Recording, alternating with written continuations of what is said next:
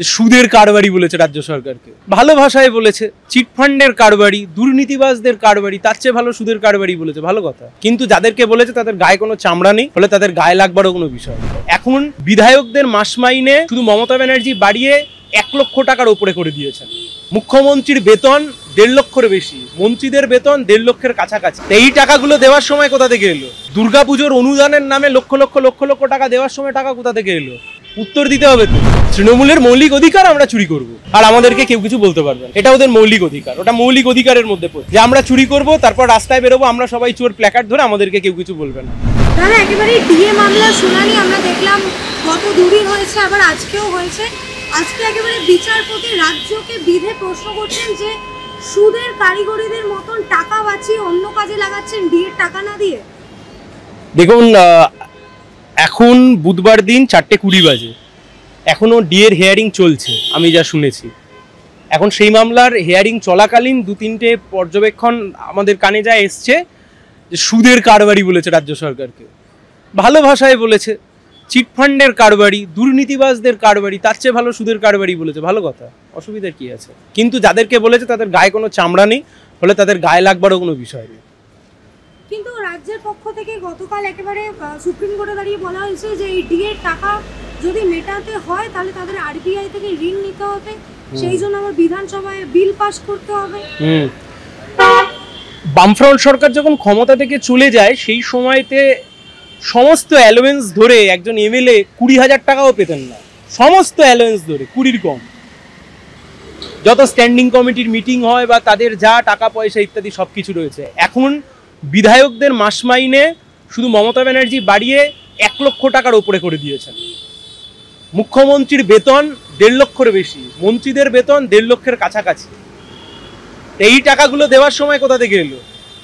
দুর্গাপুজোর অনুদানের নামে লক্ষ লক্ষ টাকা দেওয়ার সময় টাকা কোথা থেকে এলো? উত্তর দিতে হবে তো। এই মেলা খেলা উৎসব কোত্থেকে আসে? মৎসব কোত্থেকে আসে? এই টাকা কোত্থেকে ওঠে?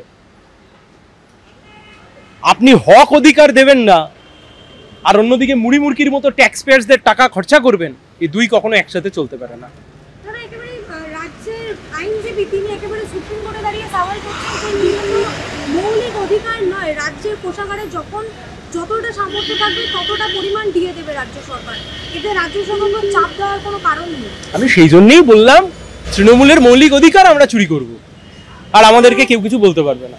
এটা ওদের মৌলিক অধিকার, ওটা মৌলিক অধিকারের মধ্যে পড়ছে যে আমরা চুরি করব, তারপর রাস্তায় বেরোবো, আমরা সবাই চোর প্ল্যাকার্ড ধরে, আমাদেরকে কেউ কিছু বলবে না। হক অধিকার থেকে বঞ্চিত হবে, শিক্ষকরা তাদের হক অধিকার চাকরি থেকে বঞ্চিত হবে, ছাত্রছাত্রীরা তাদের হক অধিকার থেকে বঞ্চিত হবে, পড়াশোনা শেখা, ছাত্র সংসদ নির্বাচন বঞ্চিত হবে, সরকারি কর্মচারীরা তাদের হক পাওনা থেকে তারা বঞ্চিত হবে। শুধু মাঝখান থেকে তৃণমূল কংগ্রেসের ফুটো নেতা থেকে বড় নেতা সবার পকেটে কোটি কোটি টাকা ঢুকবে, চলতে পারে না বাংলা। কিন্তু আজকে একেবারে যে প্রশ্নটা উঠে এসেছে যে দিল্লির বঙ্গভবনে বা চেন্নাইয়ের ইউথ হস্টেলে কাজ করে তারা কেন্দ্র হারে ডিএ পাচ্ছে এবং কলকাতায় চলে এলেই কেন রোপার নিয়ম অনুযায়ী ডিএ পাচ্ছে, কেন্দ্র হারে ডিএ কেন পাবে? আমি আবার বলছি, কলকাতা হাইকোর্ট ট্রাইব্যুনালের নির্দেশ ছিল, তার পরবর্তীকালে ডিভিশন বেঞ্চ, সেই ডিভিশন বেঞ্চ বলেছে ডিএ একটা মৌলিক অধিকার। সুপ্রিম কোর্ট প্রথমে বলেছে 25% টোটাল বকেয়া 25% রিলিজ করে দাও, কোনো হস্তক্ষেপ করেনি। রাজ্য সরকার 25 দেয়নি, এখন কান্নাকাটি করছে। আপনি জেনে খুশি হবেন, এই যে পাড়ায় সমাধান নাকি করেছে একটা, আমাদের পাড়া আমাদের সমাধান, 5 বছর আগে যে কন্ট্রাক্টররা গোটা রাজ্যে কেউ রাস্তা তৈরি করেছে, কেউ স্কুলের বাড়ি বানিয়েছে, যা যা করেছে, পশ্চিমবাংলার কন্ট্রাক্টররা যা বকেয়া টাকা পায় তা যদি এই মুহূর্তে মানে দিতে শুরু করতে হয়, রাজ্য সরকার মানে উঠে যাবে। 2011 সালে রাজ্যের টোটাল ঋণ ছিল 1.5 লক্ষ কোটি টাকা, আজকে রাজ্যের টোটাল ঋণ 5.5 লক্ষ কোটি টাকা। 4 লক্ষ কোটি টাকা ঋণ বাড়িয়েছেন মমতা ব্যানার্জি শেষ 15 বছরে। 34 বছরের বামফ্রন্ট সরকার, তার আগের সরকার মিলিয়ে 1.5 লক্ষ কোটি টাকা, 15 বছরের ঋণ 4.5 লক্ষ কোটি টাকার ওপরে। কোথায় গেল এই টাকা? কি করেছেন এই টাকা নিয়ে উনি? শুধু মন্ত্রী বিধায়কদের মাইনে বাড়িয়েছেন। তিনি একেবারে সুপ্রিম কোর্টে এমএ অ্যাপ্লিকেশন ফাইল করে রাজ্যের পক্ষ থেকে বলেছে যে 100 টাকা আয় হলে 130 টাকা ব্যয় হচ্ছে। হ্যাঁ, তো 130 টাকা ব্যয় করেছেন কেন? কে বলেছে বিধায়কদের মাইনে বাড়াতে? কোন বিধায়কের এই বিধানসভার টাকায় চলে গো?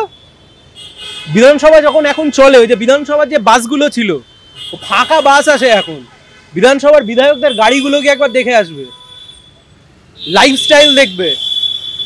আগে বিধায়কদের থাকবার জায়গা থাকতো না বলে বিধানসভার হোস্টেল ছিল, তাদের বাস ছিল ওখান থেকে বিধানসভায় আসবে বলে। এখন বিধানসভার বিধায়করা বড় বড় গাড়ি নিয়ে ঢোকে, এই টাকার উপর ভিত্তি করে সংসার চলে। 1,20,000, 30,000 টাকা এক একজনের মাইনে, 1 লক্ষ টাকা বেড়ে গেল শেষ 15 বছরে। আর বাকিরা ডিএ চাইলে ঘেউ ঘেউ করবেন না, চলতে পারেন এই অসভ্যতা। আপনি যে 25% কথা বললেন, রাজ্যের পক্ষ থেকে বলা হচ্ছে যে 25% ডিএ দেওয়ার কথা বলা হয়েছে, সেটা কোন সংবিধানের এখতিয়ারভুক্ত?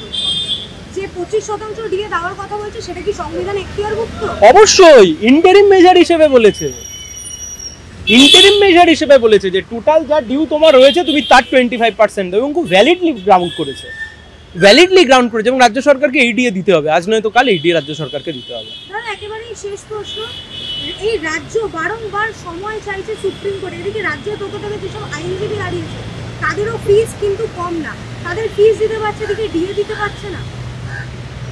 সারদার মামলা থেকে শুরু করে ডিএ মামলা, সুপ্রিম কোর্টে গিয়ে কয়েকশো কোটি টাকা খরচা করেছে তৃণমূল সরকার, এবং যতগুলো জায়গায় টাকা খরচা হয়েছে, মজার বিষয় সবকটা জায়গায় নিজের রাজ্যের মানুষের অধিকার খর্ব করবার জন্য। এটা তৃণমূল সরকার ছাড়া অন্য কারোর দ্বারা করা সম্ভব না, দুর্ভাগ্য।